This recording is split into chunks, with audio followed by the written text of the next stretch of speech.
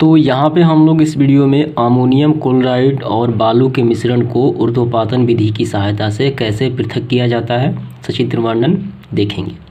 तो ammonium chloride को बालू से ऊर्ध्वपातन की विधि की सहायता से आप कैसे पृथक करेंगे, सचित्र वर्णन करें।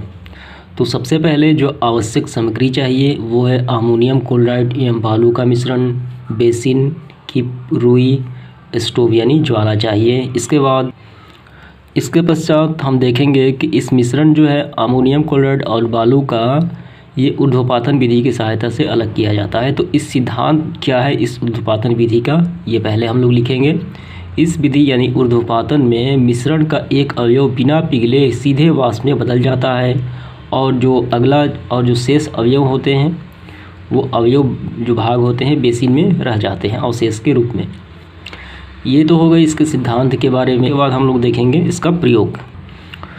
तो प्रयोग में आपको लिखना है, सर्वप्रथम अमोनियम क्लोराइड और बालू के मिश्रण को एक पात्र यानी बेसिन में लेते हैं।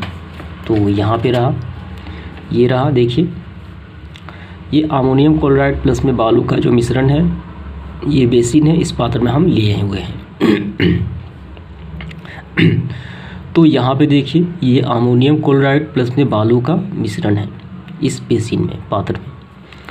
इसके ऊपर एक शंकु की उलट कर रख देते हैं।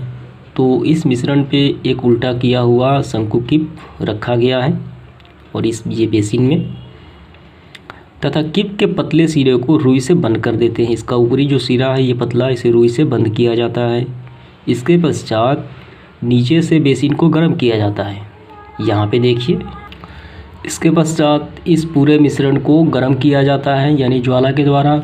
गर्म करने पर मिश्रण में उपस्थित अमोनियम क्लोराइड जो है वो बिना पिघले ही वाष्प में परिवर्तित होकर ऊपर उठता है, जो कीप के ऊपरी भाग में ठंडे होकर ठोस रूप में जमा हो जाता है। ये रहा, इस पूरे मिश्रण में से अमोनियम क्लोराइड जो है वो क्या हो जाता है, वो सीधे वाष्प के रूप में यहाँ पे जमा हो जाता है और ठंडा होने पे ये ठोस में बदल जाता है कीप के सबसे ऊपरी सिरे पर, ठीक है। जबकि बेसिन में शेष जो अवशेष होते हैं बालू नीचे बच जाता है, अतः दोनों पृथक हो जाते हैं। तो इस तरीके से अमोनियम क्लोराइड और बालू के मिश्रण को ऊर्ध्वपातन विधि से हम लोग अलग कर लेते हैं, ठीक है। तो इसी तरीके से आपको चित्र भी बनाना है। उम्मीद करता हूँ ये आपको समझ